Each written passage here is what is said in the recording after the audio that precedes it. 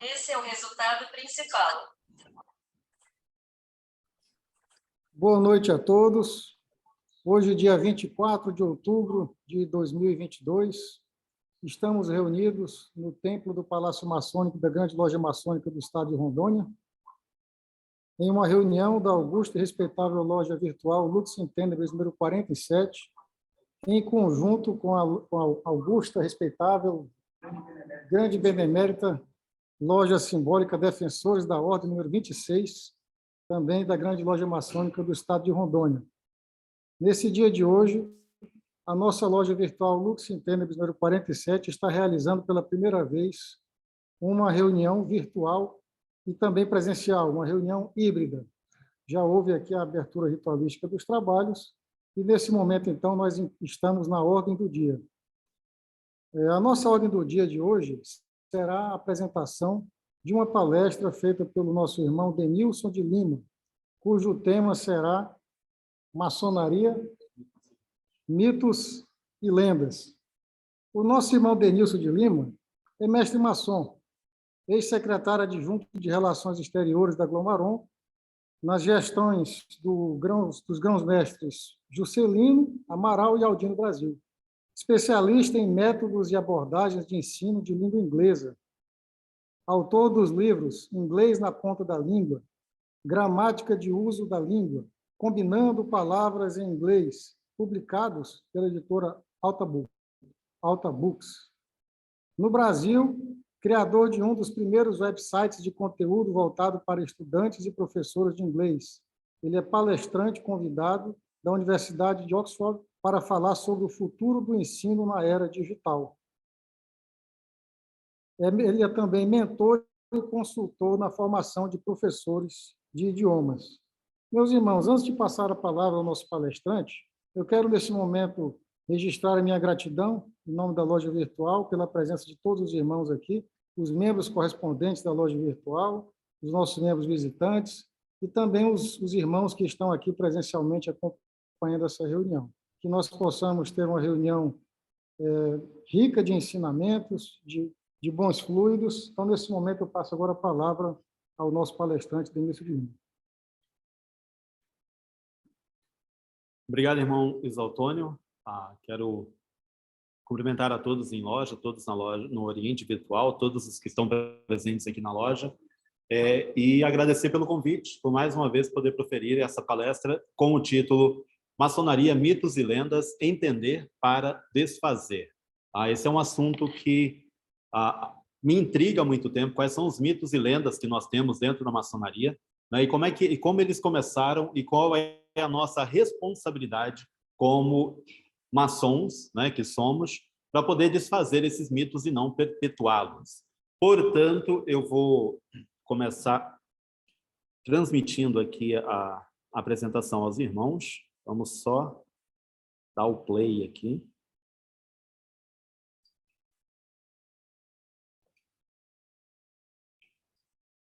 Ok.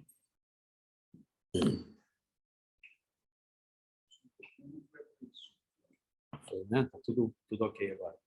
Então, aqui é o início, né? Mitos e lendas na maçonaria, entender para desfazer. Como eu disse, é um assunto que me intriga e eu acredito que um dos primeiros mitos, uma das primeiras lendas que nós temos, né, dentro da maçonaria, de modo geral, é de onde surgiu a maçonaria. E eu sempre gosto de tocar nesse assunto porque são várias histórias contadas, são várias... cada autor que a gente pega, às vezes, para fazer uma leitura, cada um conta uma coisa, alguns pegam um trecho de uma história, botam outra história, colocam a sua própria história, suas interpretações, e assim acabam criando um emaranhado de informações que a gente fica meio confuso em entender. É claro que a gente tem que ler com muita atenção, né, tem que acompanhar cada um dos temas que são apresentados, mas, de modo geral, um dos materiais que a gente tem como uma possível, né, maneira de se estudar a origem da maçonaria é através de uns documentos conhecidos como Old Charts. Então, esses Old Charts, para quem não conhece, é um conjunto de documentos, livros, registros antigos que procuram remontar a história da maçonaria e, claro, de seus símbolos. Agora, são vários esses documentos. Eu faço aqui a apresentação de um deles, que é o manuscrito Régio. Esse manuscrito Régio, ele se manteve perdido durante anos, foi encontrado por volta de 1800 e alguma coisa, 1700, na verdade, desculpa, e só veio cair na maçonaria anos depois de já ter sido descoberto e fazer parte do acervo da Biblioteca Britânica. Como está ali, ele é datado de 1390, mas ainda tem origem desconhecida. Ninguém sabe de onde veio realmente esse documento. Ele foi passado sempre de mãos em mãos. Então, assim, um passou para o outro, que foi indo, até que chegou em determinado momento e falou, opa, isso aqui é importante. Ele trata de uma possível história, né? Deixa eu só aqui. Ele trata de uma possível história da maçonaria nos tempos dos egípcios, passando pelos gregos. Só que o interessante desse manuscrito Régio é que ele tenta remontar aí alguma coisa mais a ver com a arte da geometria diante das construções. Então, quando eles iam fazer as construções dos templos ou de qualquer edifício que eles se propusessem a fazer, esse manuscrito Régio vai, então, contar essa história. Olha, começou lá nos egípcios, eles construindo as pirâmides, e aí veio, passando pelo período dos gregos, romanos, e a geometria, aquela coisa toda, né, até que chega onde ele realmente quer. Só que a gente tem conhecimento desse documento, primeiro por um camarada chamado James Halliwell. Esse manuscrito também é conhecido como manuscrito Halliwell, né? E ele apresenta aí com alguns detalhes num livro chamado Os Princípios Históricos da Maçonaria na Inglaterra. E aí a gente começa já a ter assim, uma série de histórias, né? Poxa, vem lá dos egípcios, passa pelos gregos, e a gente já começa a ter algumas ideias, né, estranhas em relação à origem da maçonaria. Outro documento que faz parte desses Old Charts é o manuscrito de Matthew Cook. Esse manuscrito ele foi escrito em prosa, tá? Quer dizer, é um bate-papo, é uma conversa. Ele é datado de 1450 e ele versa especificamente sobre as 7 artes liberais. E claro que vai dar muito mais atenção à geometria, porque era aquilo que os maçons estavam mais interessados, né? Entender dos cálculos geométricos, das ferramentas usadas para isso tudo. Ele possui indícios, né, de ser cópia de outros documentos antigos. Então, não é um documento homogêneo, ele já vem com cópia de outros documentos sendo passados. E sempre, né, tá a escrita dele ali, tudo certinho. Esse é um inglês, que a gente tem um inglês medieval, né, tem cópias dele dessa maneira. Daqui a pouco a gente vai voltar neste documento aí. Eu quero voltar aqui no manuscrito Régio, porque aqui vocês têm o primeiro capítulo, né, o primeiro artigo do manuscrito Régio. Ele foi escrito em forma de poema, ele é também conhecido como poema Régio.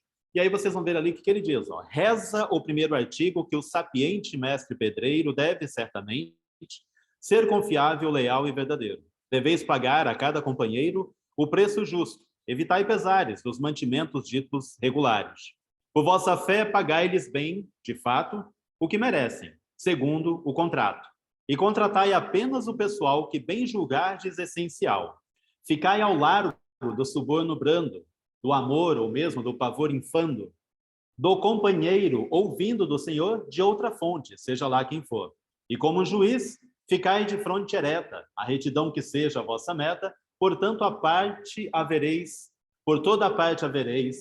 respeito e abundante aplauso e proveito. O objetivo desses documentos, na sua grande maioria, era justamente de colocar algumas regras, algumas condutas éticas, morais, que os pedreiros, os maçons, deveriam seguir.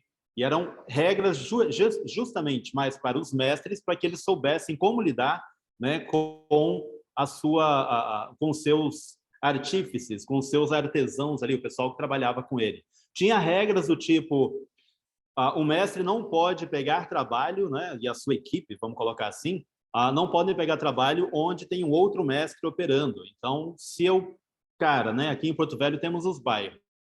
Se um está ali dentro do bairro Nova Porto Velho, o mestre do bairro Nova Porto Velho só faria construções ali dentro, já os outros um outro mestre que estaria no bairro Nacional não poderia pegar trabalho, né, nessas regiões, cada um no seu local. Então, o objetivo desses Old Charts era justamente o de colocar uma ordem na maçonaria operativa.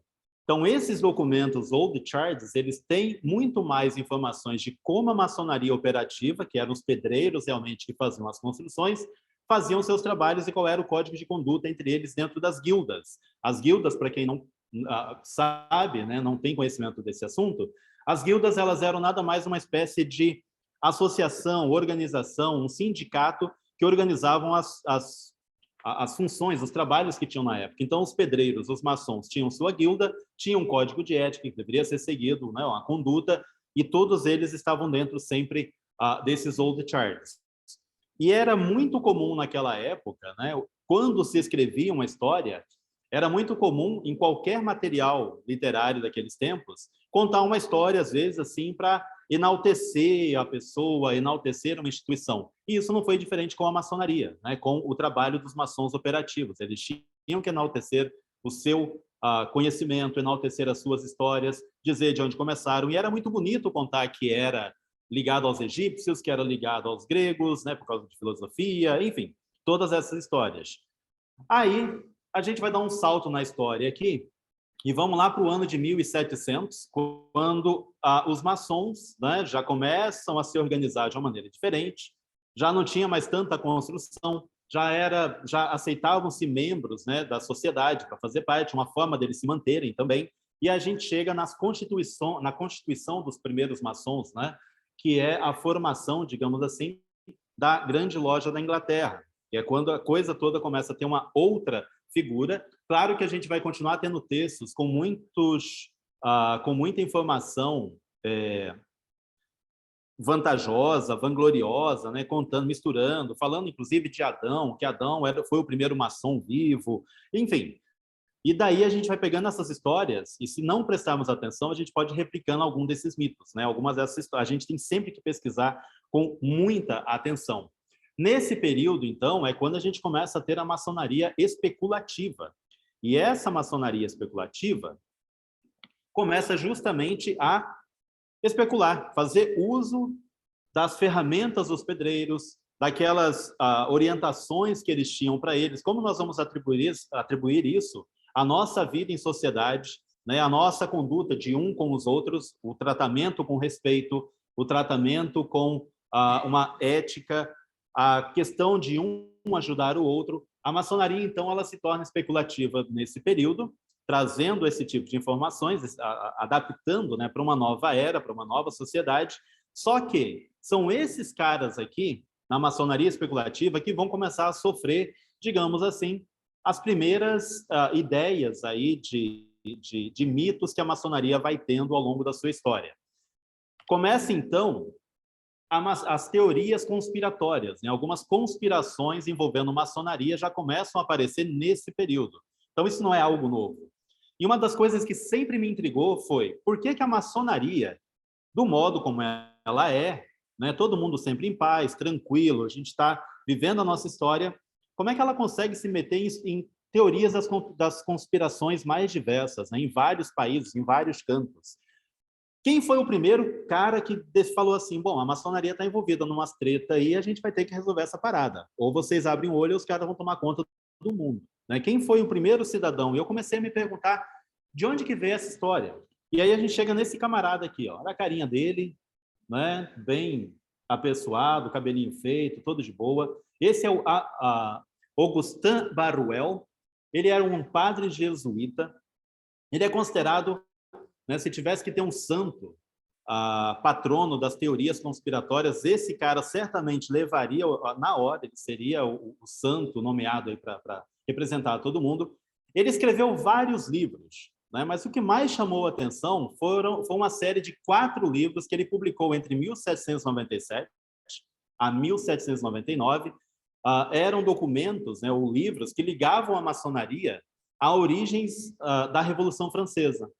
Então, assim, de acordo com ele, nos escritos dele, ele diz o seguinte, olha, os Illuminati lá da Baviera se infiltraram na maçonaria e, juntamente com os maçons, estão querendo aí fazer uma revolução, estão tomando de conta da Revolução Francesa. Esses caras aí é que são os responsáveis por toda essa confusão. Ou seja, não tinha nada a ver com pão, brioche, com a população pobre e tudo mais. Na cabeça dele, eram os maçons que estavam ali querendo tomar conta da coroa francesa, acabar com a Igreja Católica, enfim. E isso tudo ele registrou nesses livros, né, nesses 4 livros, cujo título era Memórias para servir a história do jacobinismo, Provas de uma conspiração. Os títulos eram os mais longos possíveis na época.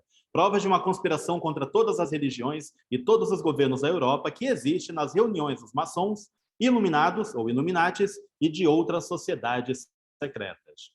Esse cara começou a ganhar muita fama, começou a ser... Seus escritos, né, seus livros, só para vocês terem uma ideia, foram escritos lá em 1797, mas até 1970 ainda eram publicados e espalhados no mundo todo, traduzido em vários idiomas. Então, assim, ele é o cara que começa, então, a colocar a maçonaria junto com teorias das conspirações mais diversas, né?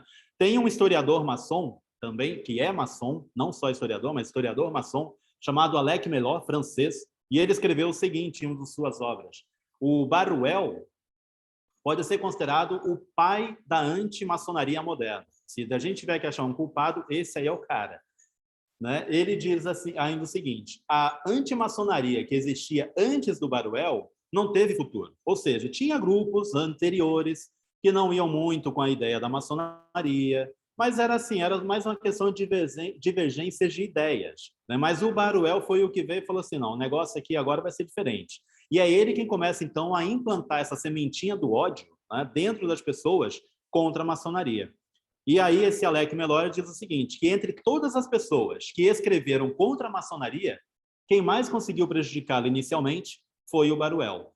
Porque essas teorias conspiratórias, se os irmãos pararem para perceber aí, são praticamente as mesmas que nós temos hoje. Só muda o tempo na história, as pessoas envolvidas ou os governos envolvidos. Quem acessa muito a internet e começa a pesquisar a internet vai ver as mais diversas teorias que tentam ligar a maçonaria com tomada de poder em algum local, né? Então, a querer dominar o mundo, né? Essa é a ideia que o pessoal tem e começa a ter. Bom, o Baruel ele foi tão influente com suas ideias que ele conseguiu atingir um cara chamado John Robinson. E esse camarada aí, para o nosso azar, ele era maçom. E ele simplesmente comprou as ideias do Baruel e começou a falar. Eu coloquei o maçom ali entre aspas, né? Porque realmente, se ele fosse maçom, ele realmente não faria o que ele fez. Ele era físico, professor de filosofia, inventor e, claro, escrevia teorias conspiratórias e metia a maçonaria no meio, talvez para chamar a atenção, né? Ninguém sabe qual a intenção do cara, mas ele conseguiu também fazer um estrago. E o livro dele, por incrível que pareça, o título era muito parecido com o título do francês. Ali eu deixei em inglês, mas a tradução seria praticamente a mesma. Provas de uma conspiração contra todas as religiões e governos da Europa, conduzidas nas reuniões secretas dos maçons, Illuminatis e demais sociedades secretas. Só que ele colocou um adendo ali, né, depois. Ele diz assim, olha, isso aí tudo foi coletado, né, são informações obtidas de autoridades confiáveis. Só que ele nunca falou quais eram essas autoridades. Mas o fato dele ser maçom fez com que muita gente na Escócia, na Inglaterra, ele era escocês, conseguisse comprar as ideias dele e difundir também essa tomada de poder na qual a maçonaria, nesse mito, essa lenda no qual a maçonaria se mostra envolvida por parte de alguns grupos. A próxima imagem agora, meus irmãos, é apenas para mostrar para vocês a força dessas teorias conspiratórias. Tá? Não é nada político, eu sei do momento atual do Brasil, mas é para vocês verem como coisas antigas, que vêm lá do século XVIII, continuam até hoje incomodando a maçonaria. E a imagem que eu vou mostrar para os irmãos, certamente muitos já viram, é essa aqui.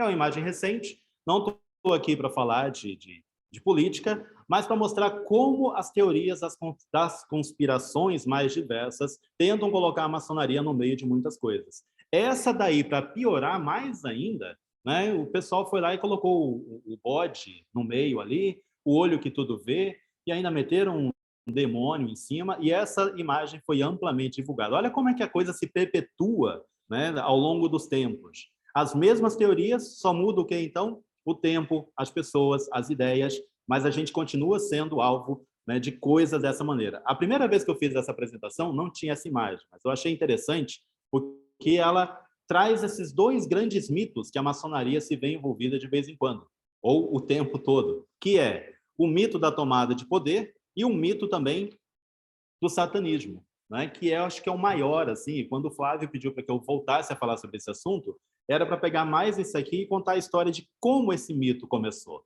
De onde surgiu essa ligação de maçonaria com satanismo? Até aqui, a gente viu o Baruel, francês, padre jesuíta. Tem uma coisa na história do Baruel que eu não falei aqui, acabei esquecendo, que é a seguinte. Por conta dos iluministas, né, a ordem dele foi... A ordem dos jesuítas foi banida. O Papa chegou e falou assim, olha, vamos acabar com os jesuítas por um tempo. Isso por influência dos iluministas. Ele deve ter ficado com raiva, e por isso ele começou, não, esses caras estão querendo tomar conta da religião, estão querendo tomar conta da sociedade, então vamos começar a escrever contra eles.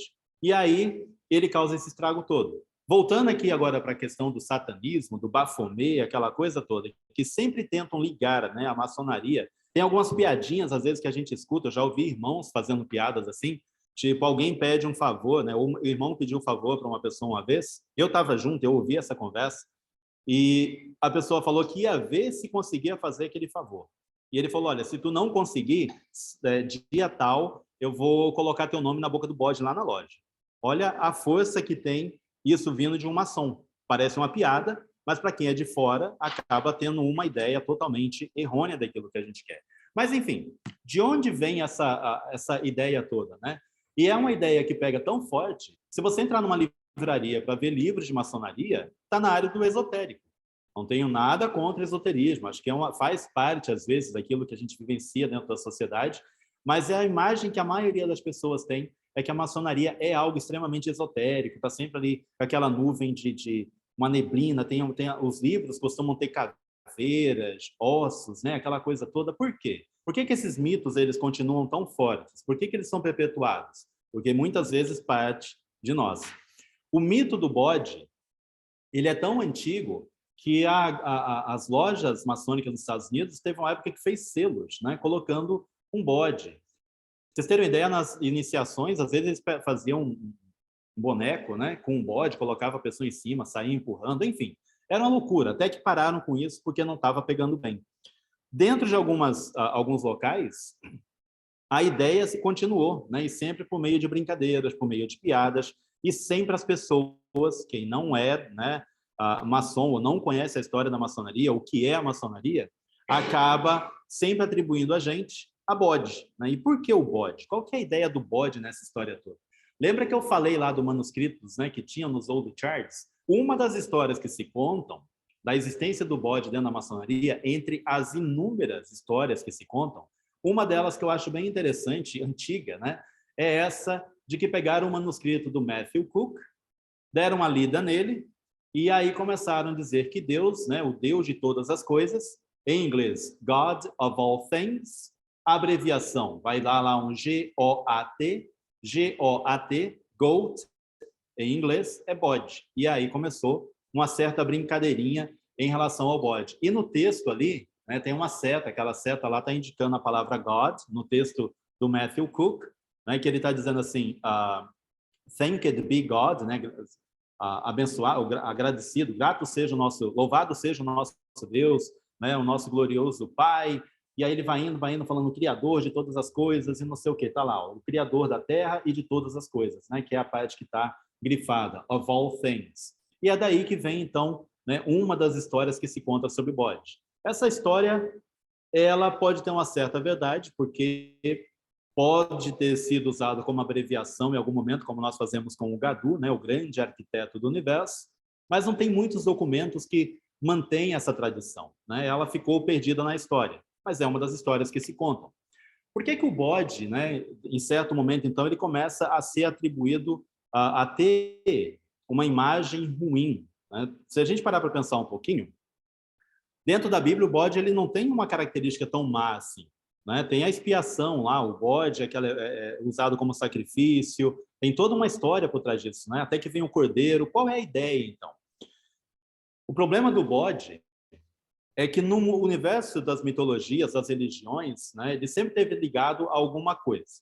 Então, quando a gente volta no mundo dos egípcios, tinha esse deus chamado Canum, que era o deus da água do Nilo, né? Então, ele era o cara que fazia o Nilo ter o seu início. Por isso que ele é sempre representado com uma jarra d'água na mão, né? Como se ele estivesse sentado em algum canto e a água está ali jorrando e o Nilo, que é o rio sagrado, né, para os egípcios, sendo a sua origem. Ele também é o Deus que dá origem aos bebês. Ele vai lá, pega a água do rio, pega o lodo, né, o barro todo do rio Nilo, forma um ser humano pequenininho e coloca no ventre das mães. E olha a cabeça dele, né? Vocês não dá para ver direito ali, tal, não sei, mas assim, a cabeça dele lembra a cabeça de um bode. E aí a galera já começou, opa, é um deus, né, lá do Egito. Outro também que entra em cena é o deus Enki, que é o deus das adivinhações e dos mistérios ocultos, né? O símbolo dele está lá embaixo da perninha dele lá, ó, tem um bode. Sempre tem um bodezinho do lado dele. E aí o pessoal falou, opa, tem alguma coisa aí, o bode não é tão legal assim, não. Aí a gente chega nos gregos, né? Os gregos vão ter lá o Pan, Dionísio e os Satirs. Pan é o deus das orgias, e aí essa figura que está ali com o fundo branco, dá uma olhada nele, como é que ele é. Perna de bode, cabeça de bode, enfim, o cara é um deus, né, estranho, e é deus das orgias, olha que maluquice. Aí vem Dionísio, deus do vinho e das festas, né? Olha a cara dele ali meio malévolo, uma cara de quem, opa, hoje a festa vai até tarde, vamos fazer de tudo. E ele sempre vinha, né, nas representações que a gente tem, nas pinturas e tudo mais, ele está sempre acompanhado por um satir ou mais satirs. E quem são os satirs? Dá uma olhada ali, aquele de trás ali é o satir. Da frente, né, alguns estudiosos dizem que é uma dançarina, uma pessoa dançando, né, outros dizem que é apenas o Dionísio festejando e tudo mais, só que o satir, dá uma olhada na formação dele lá. Ó. Pezão de bode também, a cabecinha estranha, né? Então, vem daí essas ideias de que o bode é uma coisa ruim, é uma coisa má. Só que, para chegar nesse ponto aqui, tem que ter alguém, né? Tem que ter alguém que vai falar assim, opa, vamos juntar essas histórias todas aí, vamos criar um negócio que vai deixar muita gente arrepiada e muita gente assustada com a maçonaria. E aí eu apresento a vocês um camarada, nome Léo Taxil. Essa figura, né, excêntrica aí. Nome de batismo, Marie-Joseph Gabriel Antoine Rogan Paget, nascido no ano de 1854. Aos 25 anos, assumiu o nome de Léo Taxil, pseudônimo. Aos 27 anos, acreditem, esse cara foi iniciado na maçonaria. Né, entrou, foi iniciado, tudo bonitinho, tudo certinho, mas não passou nem do primeiro grau, nem ali, chegou no aprendiz, não deu acho que 2 meses, 3 meses, botaram o cara para fora. Né, ele foi expulso da ordem. E por que ele foi expulso da ordem? Porque os irmãos começaram a prestar atenção que ele entrou na loja com o nome real dele, né, o Marie, Joseph, Gabriel e tudo mais. Quando descobriram que ele era Léo Taxil, falaram assim, esse cara é um perigo, vamos tirar ele daqui porque não é boa coisa. Tinha também algumas acusações de plágio para cima dele. Ele copiava textos da galera e publicava como se fosse dele. Mas o que foi que esse camarada escreveu, né, para que ele fosse expulso da ordem? Que os irmãos falassem assim, não, esse cara aqui dentro não. Já que a gente descobriu isso dele, vamos botar ele para fora. Ele tinha o hábito, para ganhar dinheiro, de inventar histórias envolvendo a Igreja Católica. Então, ele estava lá mexendo com o Papa, né? Ali a gente tem um livro que ele escreveu chamado Os Amores Secretos de Pio IX. Então, ele contava assim que tinha as orgias, tinham festas, que tudo era mesmo uma bacanalha do caramba, né? E aí a igreja tinha um horror desse cara, queria saber quem era esse Léo Taxil, né? Tinha uma raiva tremenda dele, descobriram quem ele era, né? Daí ele entra na maçonaria, enfim, é expulso justamente por causa dessa confusão toda. Só que o Léo Taxil, ele era um cara muito ardiloso. E aí, em 1885, aí ele já foi expulso da maçonaria e tal, ele se declara, né, católico. Ele se converte ao catolicismo, começa a dizer que estava arrependido de tudo que escreveu lá em relação ao Papa. Todos os escritos deles, ele começa a retirar, falar, olha, eu não quero mais que publiquem isso. E o que ele faz, então? Já que ele estava com raiva, né, possesso de ódio na maçonaria, que expulsou ele lá de dentro, ele começa a escrever contra a sua nova vítima, a maçonaria. E é aí que o negócio começa a ficar interessante. Por quê? Ele escreve esse livro, Os Irmãos 3 Pontos, onde ele conta o que rola nas lojas maçônicas, como que os irmãos se identificam. É claro que a coisa não era muito boa, né? Ele escreve um outro livrinho chamado O Anticristo e a Origem da Maçonaria.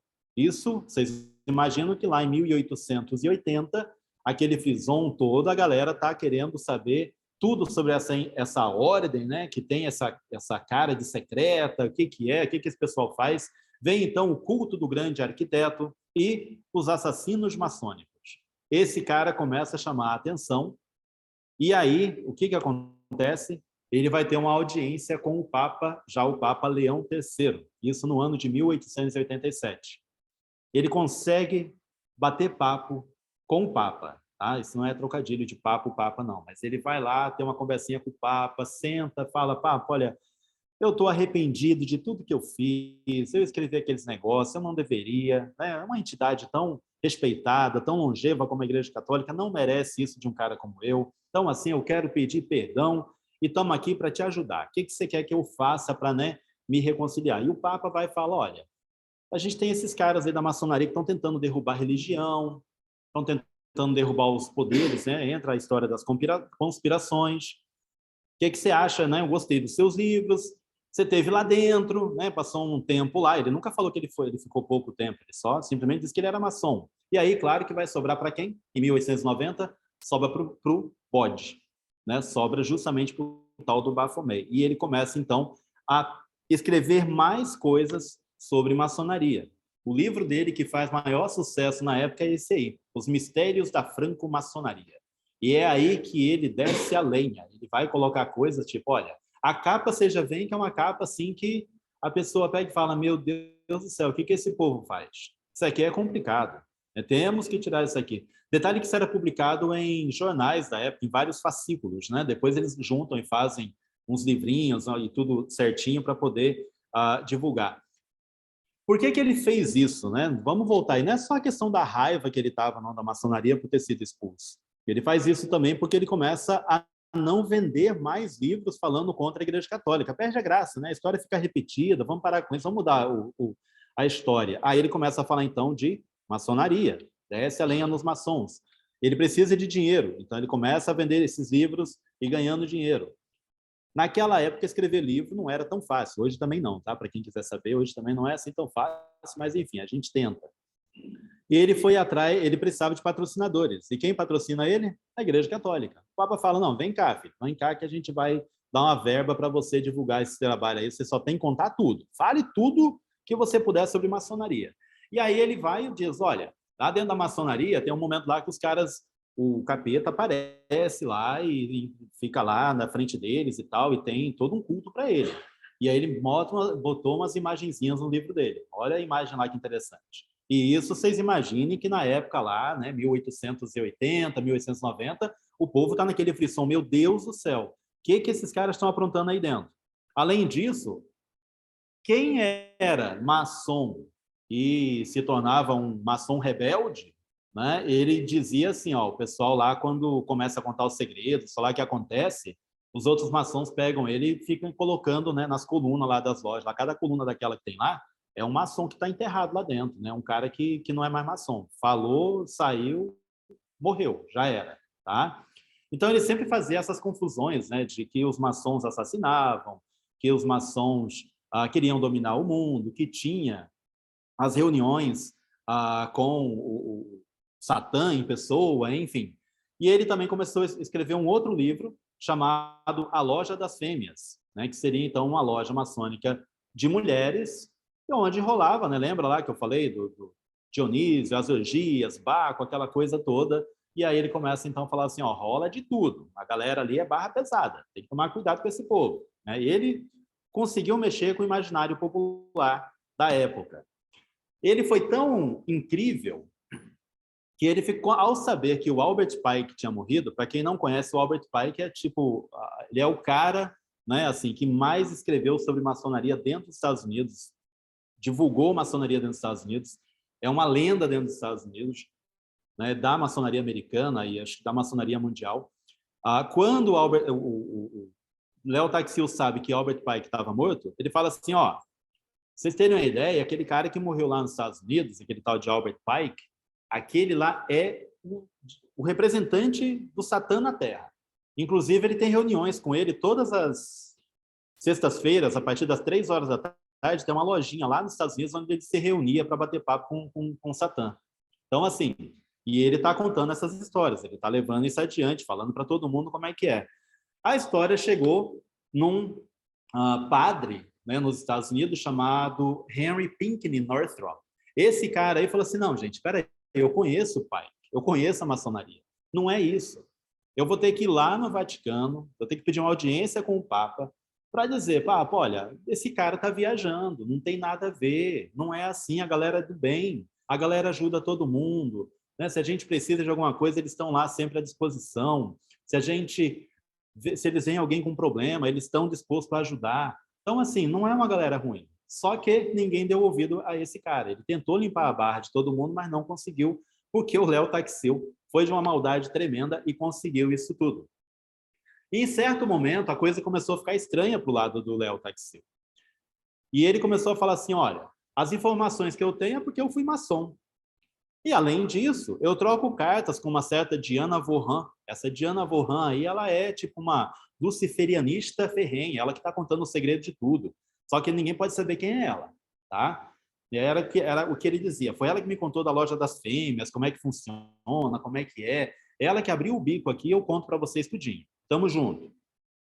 A pressão foi tanta para cima dele que em 1897, né, ele prometeu, olha, chama aí a mídia, chama a galera da Igreja Católica, chama aí os pensadores, os filósofos, todo mundo, bota no auditório aí, que eu vou apresentar a Diana Vaughan para todo mundo. Vou levar ela aí, vocês vão saber quem é, para vocês verem que eu não estou mentindo. Tá? O que o Léo Taxil fez? Quando está todo mundo lá reunido, está todo mundo bonitinho, esperando a declaração dele, ele aparece, só ele, e diz, galera, a parada é a seguinte, tudo isso aí que eu escrevi ao longo desse tempo é mentira. Nada disso existiu. Isso é ilusão. Eu criei essa história. Era só para tirar onda da cara do Papa, para mostrar como é que o Papa é influenciável por histórias. A maçonaria não faz nada disso. A maçonaria é um pessoal de boa, tranquilo. Só que o estrago já estava feito. Sabe por quê? Que a galera começou a falar assim, não, ele está falando isso porque os maçons falaram que vão matar ele. E aí a história continuou. Né? E todo mundo falou, não, mantém-se a história, porque ele deu para trás, mas a gente vai continuar com isso aí. Esse é o cara, na minha opinião, né, é um dos caras que simplesmente consegue colocar dentro da maçonaria, não dentro da maçonaria, mas no imaginário popular, né, uma ideia de maçonaria luciferianista. É ele quem consegue fazer isso tudo. Dois grandes mitos que a gente tem. Né? Sempre são dois franceses que vão conseguir fazer isso. O das conspirações, com o Baruel, e essa do satanismo, com Léo Taxil. Ideias que se perpetuam até hoje. E, às vezes, a gente continua com certas brincadeiras, com certas piadas, né, que levam, como aquela que eu falei do irmão que disse ali, que faz com que as pessoas continuem acreditando nisso. Até que ponto isso é maléfico para nós? E continua sendo. Se a gente parar para pensar, isso tudo, né, essas histórias todas, esses mitos, essas lendas, essas confusões, elas começaram em 1700, 1800. São 200 anos atrás. E até hoje, a maçonaria continua tendo essa visão, né? O povo continua tendo uma certa visão deturpada de quem nós somos e do que nós fazemos. Claro que graças a esses, ou não graças, né, mas infelizmente por conta desses dois sujeitos, a gente ganhou essa fama. Em muitos países ela já deixou de existir, né? Não funciona, não cabe mais, mas parece que nos países da América Latina continua ainda muito forte. E nós temos que fazer isso. Né? E aí vem a pergunta que eu faço. Por que nós devemos estar interessados em desfazer os mitos e falsas ideias sobre a ordem? Justamente para que a gente comece a mudar a imagem que as pessoas têm da maçonaria. A gente vem de uma história muito bacana da maçonaria operativa. Eu acho muito lindo nós lermos como eram os trabalhos, o código de ética deles, né? Como eles agiam, como eles ajudavam uns aos outros. A gente passa por uma maçonaria especulativa com ideais de liberdade, igualdade, fraternidade, todos aqueles... A questão de pensar, né, sobre a sociedade, de pensar no outro, tem uma visão totalmente diferente, é estragada em certo momento, mas felizmente, nos tempos atuais, a gente chega numa maçonaria que a gente vai chamar de maçonaria executiva. E essa maçonaria executiva é aquela maçonaria mais efetiva, mais atuante e mais próxima da sociedade. E a gente tem que mostrar isso às pessoas. Se a gente não derruba esses mitos, essas lendas que existem, a gente não consegue mostrar para as pessoas aquilo que nós somos e o que nós fazemos. Essa maçonaria que executa, que está junto com a população, que está junto com as pessoas. A maçonaria executiva, né, qual é o seu grande objetivo? Isso de acordo com a Grande Loja da Inglaterra, tornar-se amplamente reconhecida dentro das comunidades como uma organização fraterna, né, fraternal, é o que nós somos, uma sociedade de indivíduos com mais alto padrão de integridade, somos pessoas íntegras, buscamos a amizade, buscamos o desenvolvimento pessoal, o envolvimento social, beneficente, nós visamos satisfazer a necessidade, né, as nossas necessidades, as dos nossos familiares e da sociedade na qual nós estamos inseridos como um todo. Temos que nos libertar desses mitos e lendas para fazer com que objetivos como esse se tornem realidade e as pessoas comecem a perceber isso. No bicentenário da Grande Loja da Inglaterra, né, da Grande Loja Unida da Inglaterra, eles fizeram uma série de documentos e um deles, um papelzinho que estava lá no site deles, é esse aí, que diz o seguinte: os maçons modernos, nós hoje, né, queremos muito desfazer os mitos e falsas ideias que durante muito tempo envolveram a organização.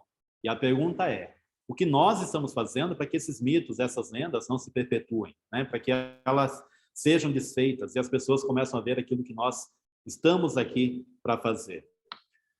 Para que essa maçonaria executiva, para que esses mitos e lendas se desfaçam, né, os nossos membros, nós maçons, somos o bem mais valioso. Nós somos a mudança para que essa maçonaria executiva possa ser alcançada. Se a maioria dos irmãos se comprometerem a apoiar essa mudança para uma maçonaria diferente, uma maçonaria bem quista na sociedade, vista de uma maneira diferente, levar à frente, né, o combate desses mitos e lendas na maçonaria, certamente a gente vai fazer que uma imagem como essa aqui, de novo, é apenas uma imagem, não se torne algo como isso aqui e acabe assustando quem é maçom. Eu, quando vi essa imagem, falei assim, gente, nada a ver, que é isso? Não é isso, né? E aí a gente descobre, não, tem uma montagem. E por que fizeram essa montagem? Porque as pessoas têm essa ideia de que a maçonaria quer a tomada do poder, que a maçonaria tem ligações, né, com o luciferianismo, com essa coisa toda, quando, na verdade, o nosso objetivo é bem maior que esse. Nosso objetivo é aquele que a gente sempre repete, né? O bem da sociedade, a questão fraternal, ajudar a todos, né, estar presente, questão de integridade e tudo mais. Essa é a minha apresentação sobre mitos e lendas na maçonaria. Lembrem lá do começo que eu falei o título, né? Entender para desfazer. O convite que eu deixo aos irmãos, né, para quem gosta desses assuntos, é que possa pesquisar os mitos. Quando você se deparar com um mito, com uma lenda, e falar assim, não, peraí, acho que isso não é bem assim. É tipo a história do fake news, né? É a gente ir atrás e saber de onde veio isso. Hoje, o modo como a gente tem as informações hoje é de uma maneira muito vasta, né? Você pode enveredar por um caminho que tem informações falsas ou pode debulhar um pouquinho mais e ir atrás. Mas eu não consigo fazer isso. Então, vamos passar para um irmão que consiga pesquisar, consiga ir atrás e falar sobre esse assunto, para que a gente comece a entender. E assim a gente começa a recontar a nossa história, a nossa realidade, a nossa vivência. Obrigado, meus irmãos.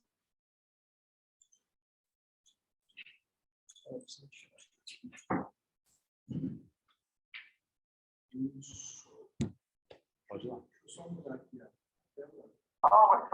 Meus irmãos, o link de presença está no chat.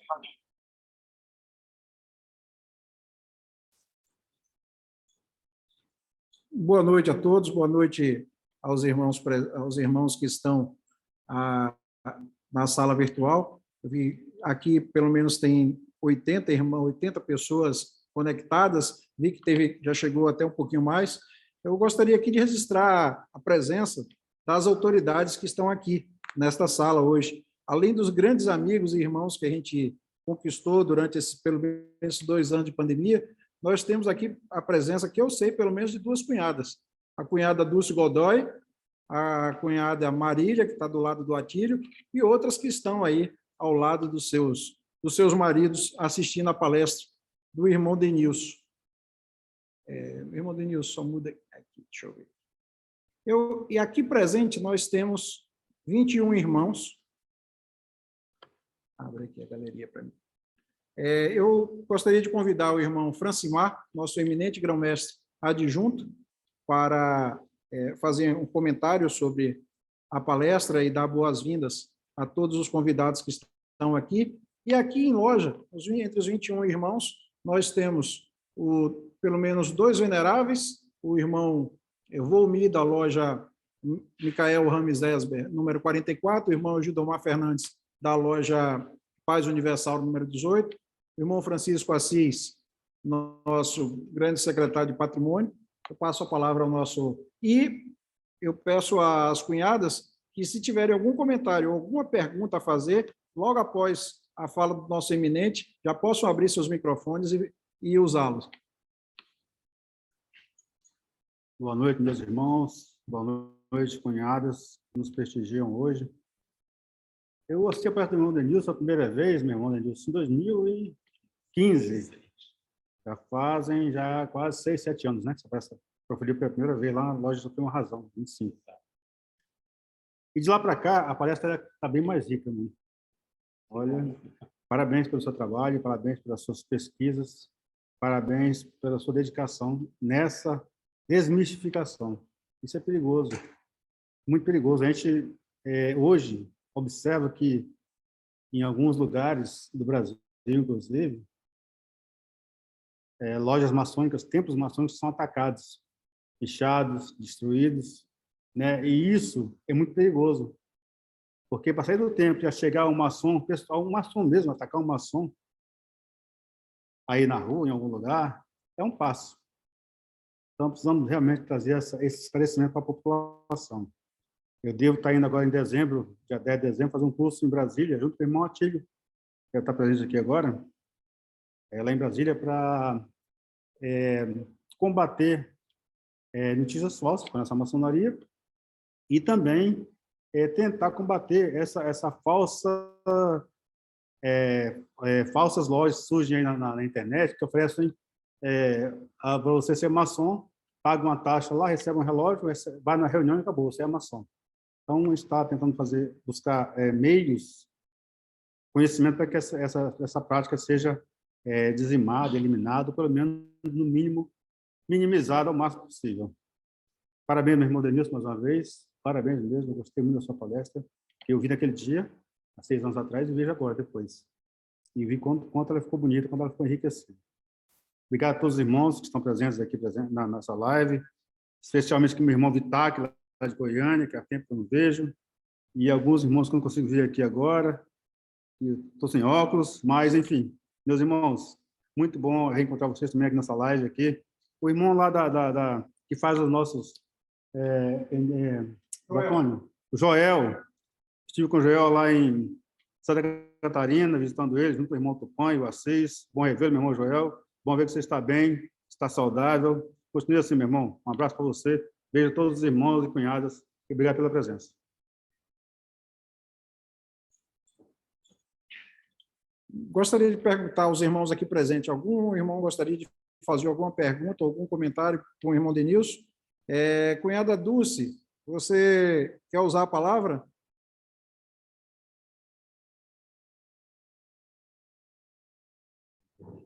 Temos que ouvir.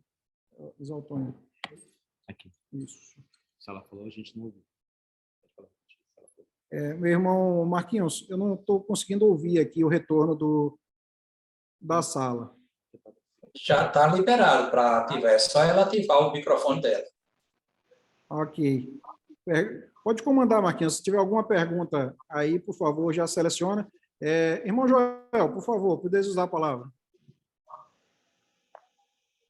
Obrigado, venerável, em cuja pessoa saúdo todos os demais irmãos aqui presentes e muito especialmente as cunhadas. Eu não pedi a palavra para fazer uma pergunta, mas para manifestar a minha satisfação.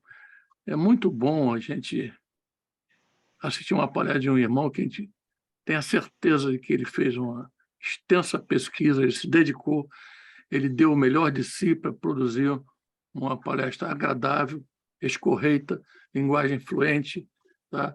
Domínio do assunto, domínio da situação, da maneira de colocar as questões. Então, eu estou, na realidade, pedindo a palavra apenas para muito modestamente, apresentar meus cumprimentos ao irmão pelo desempenho dele hoje aqui, pelo presente que nos deu com essa, eu diria, verdadeira aula magna. Muito obrigado, meu irmão. Eu continue assim para a glória do grande arquiteto e para a glória da maçonaria. Obrigado, irmão.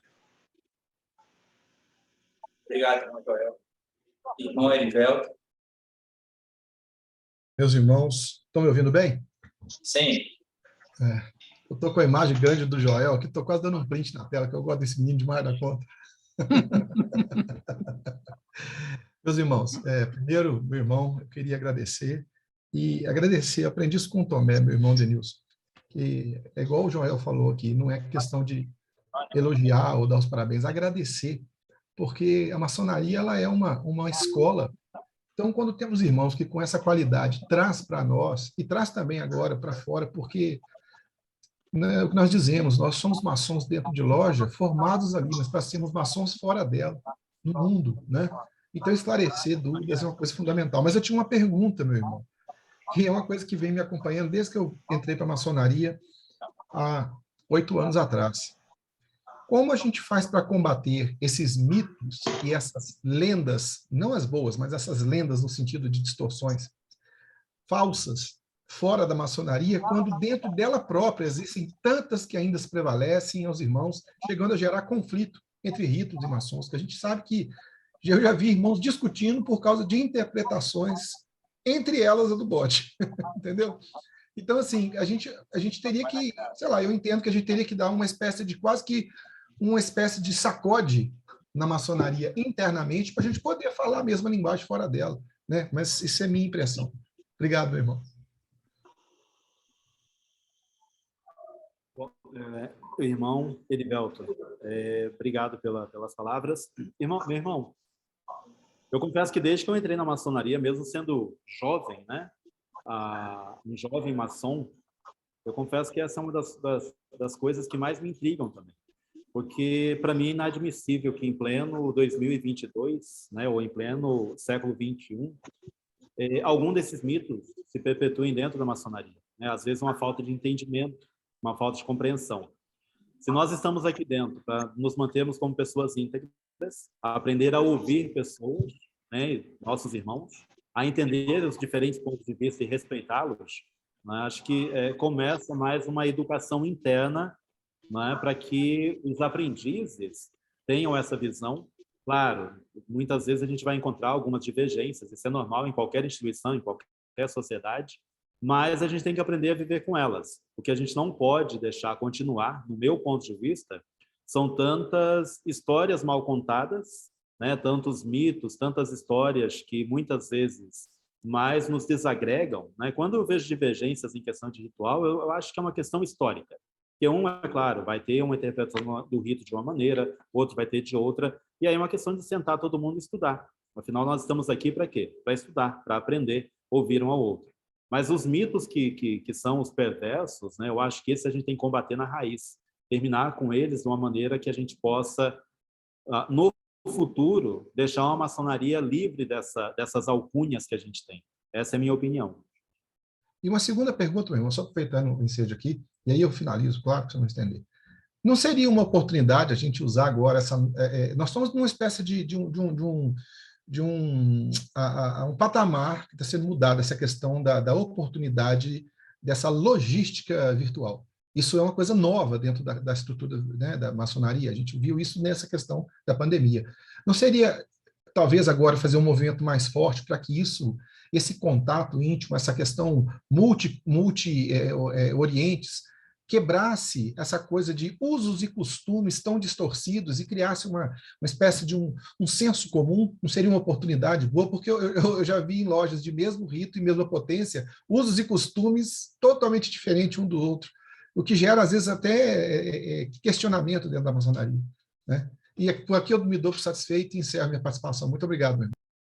Eu vou ser bem breve na resposta, que eu acho que a oportunidade ela é gigantesca, né? Para que nós possamos trabalhar juntos por meio virtual. Né? Tá? A gente tem nossa primeira loja virtual, isso é grandioso. Os assuntos, as histórias, aquilo que realmente possa a gente tem essa grande oportunidade, agora cabe, né, a nós fazer. Então, é o momento de fazermos alguma coisa, com certeza, né, aproximar mais os irmãos de preconceitos e lendas, para que a gente possa manter as ideias de modo mais uniforme, naquilo que nos... Meus irmãos, pergunto mais uma vez aos irmãos aqui dentro do Norte, do Sul, Denilson. Saudade de você. Tá, seu microfone está fechado. Centro e tipo da loja do Copo d'Água. Quero a minha alegria parabenizar você, nosso chefe vem realizando, em prol da ação maravilhosa do que é a nossa ordem, do que é o que a defensora da ordem, a minha loja mãe, aí em Rondônia, vem fazendo pela nossa maçonaria. Também quero agradecer penhorosamente aí o trabalho do nosso venerável mestre Isaltônio, da minha loja Lux Internibus 47, por esta parceria maravilhosa feita agora nesta reunião híbrida, né? Em que podemos estar junto, presentes dentro, como no meu caso, da Loja Defensores da Ordem, aí na minha terrinha, Porto Velho, nesse trabalho maravilhoso, nesse consórcio, nessa integração. E a minha felicidade maior é pelo fato de que, quando nós concebemos pela primeira vez a formação ou a concepção da nossa loja virtual, a primeira do Brasil, a Lux Internibus 47, eu já falava que este projeto deveria tornar-se uma loja não só virtual, mas uma loja presencial com reuniões híbridas. E qual não é a minha satisfação, depois de 2 anos, ou mais de 2 anos, aqui estar presente com todos vocês, meus irmãos, podendo assistir aí, para mim, a nossa primeira reunião híbrida, concebida lá na nossa primeira reunião, quando da fundação da nossa loja Lux Internibus 47, nome sugerido pelo meu valoroso irmão Joel, lá de Santa Catarina. Quero parabenizar também o meu irmão Denilson pelo seu brilhantismo na condução desses trabalhos. Acho muito oportuno que esse tema tenha vindo agora, neste momento, para tentar desfazer esses mitos cada vez maior, esses ataques virulentos que estão sendo feitos na nossa ordem, né, por aqueles com más intenções a respeito do que se faz o maçom. Estou muito feliz essa noite por estar com todos vocês e por estar aqui junto dos meus irmãos, bebendo na fonte os conhecimentos do meu professor, o inglês na ponta da língua. Esse excelente professor de inglês que é referência em todo o Brasil. Parabéns a todos, tenham uma boa noite e devo já comunicar de antemão, Flávio, que no mês que vem estarei presente aí com os senhores participando de algumas reuniões na nossa loja, se Deus assim me permitir. Muito obrigado a todos. Muito obrigado, Vitac. A gente que fica muito feliz por poder lhe ouvir, assim como vários amigos que estão aqui dentro. Denilson, quer falar alguma coisa? O Denilson está agradecendo as palavras elogiosas.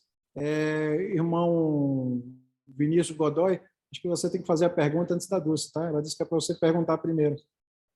Ela quer saber se você está aqui dentro. Irmão Eleutério, seus comentários. Perdão.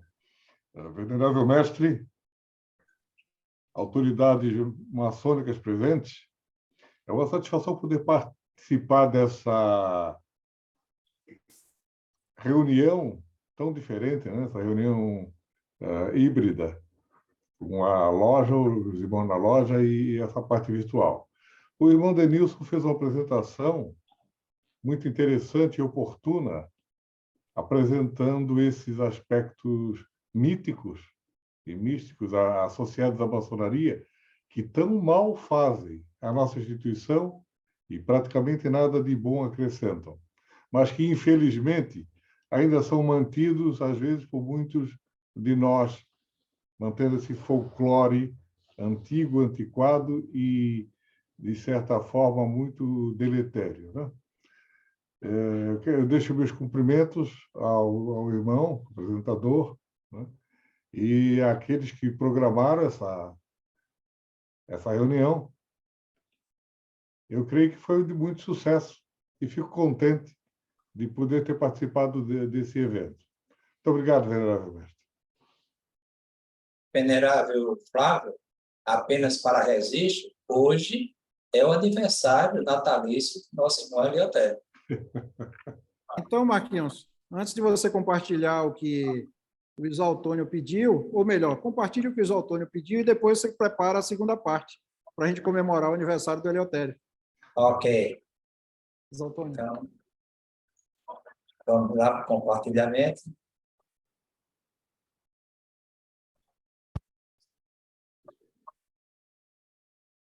Honra a quem honra. Saibam todos que este diploma de mérito, lavrado conforme a mais antiga tradição dos construtores de catedrais, proclama que o irmão Denilson de Lima teve reconhecida a relevância do serviço prestado a esta augusta oficina como palestrante especialmente convidado, discorrendo sobre o tema Mitos e Lendas na Maçonaria. O excepcional brilho de suas luzes, a riqueza de detalhes, a profundidade de seus ensinamentos o tornaram merecedor de nosso respeito, estima e admiração. Para que se resiste, portanto, à memória desse feito e se perpetue a lembrança de suas virtudes, foi mandado traçar a presente prancha, dada, traçada, firmada, selada e autenticada no Oriente de Porto Velho, Rondônia, aos 24 dias do 10º mês do ano de 2022 da Era Vulgar. Assina o secretário, o venerável chanceler da loja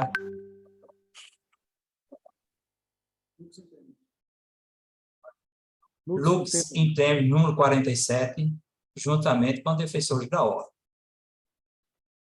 Suas ordens foram cumpridas, venerável mestre, e logo, logo será cumprida a segunda etapa. Isso. Eu pergunto agora, nesse momento, se o venerável mestre Edmilson Silva gostaria de fazer uso da palavra. Boa noite, meus irmãos. Primeiro, parabenizar o nosso palestrante, nosso irmão Denilson Lima. Era o que nós precisávamos nesse momento aí, onde, lamentavelmente, a nossa ordem foi jogada no ralo, usando ela como engariar, para ver se engariava voto. Que, na verdade, nossa ordem não tem nada a ver. Sim, nós pregamos a família e o bem-estar da pátria e da humanidade. Parabéns, meu palestrante, parabéns a defensores da ordem por essa brilhante reunião e parabenizar também a presença aí das cunhadas que vieram nos prestigiar. Obrigado. Meu venerável mestre, vamos à segunda etapa. Irmão Eleutério, especialmente para você, a defensor da ordem, a Lux Intendos e todos nós aqui presentes, lhe atribuímos esta homenagem.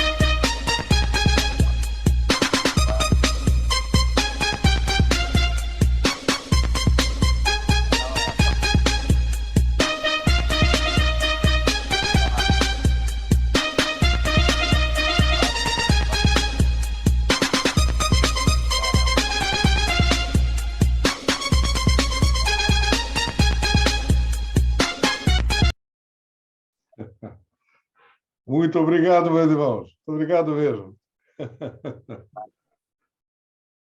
Irmão Eleutério, em nome da loja virtual Lux Internos, número 47, também não poderia deixar de fazer esse registro. Que o grande arquiteto do universo continue sempre lhe abençoando, lhe concedendo saúde, muita força e vigor, você possa continuar conosco nesse plano tridimensional durante muitos e muitos anos, dando a sua parcela de contribuição para a maçonaria, para o aperfeiçoamento cultural de cada um de nós, como grande mestre e professor que você é. Muito obrigado, meus doutores. Obrigado. Nesse momento agora, eu registro também que no dia de hoje nós temos os 2 aniversariantes da loja virtual Lux in Tenebris, além do nosso irmão Eleutério, nós também temos como aniversariantes Cláudio Furtado Consentino e Risaldo Santos Guerra. Sintam-se também homenageados da mesma forma. Que o grande arquiteto lhes abençoe. Pergunta agora ao nosso irmão Marcos Teotônio. Você tem alguma coisa a dizer nesse momento para nós, irmão Marcos?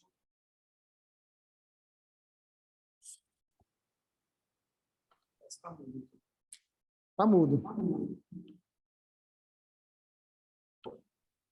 Meus veneráveis mestres Altônio, da Lux Intendes, e Flávio, da Defensores da Ordem, apenas deixar registrado aqui, né, a importância desse ato hoje presenciado por todos nós, né?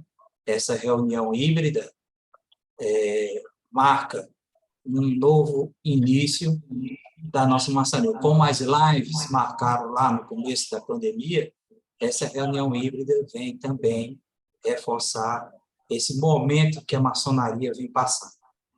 E logo, logo, com o aperfeiçoamento das salas virtuais do metaverso, né, isso vai ficar mais dinâmico, mais atual e mais corriqueiro, reuniões nesse sentido.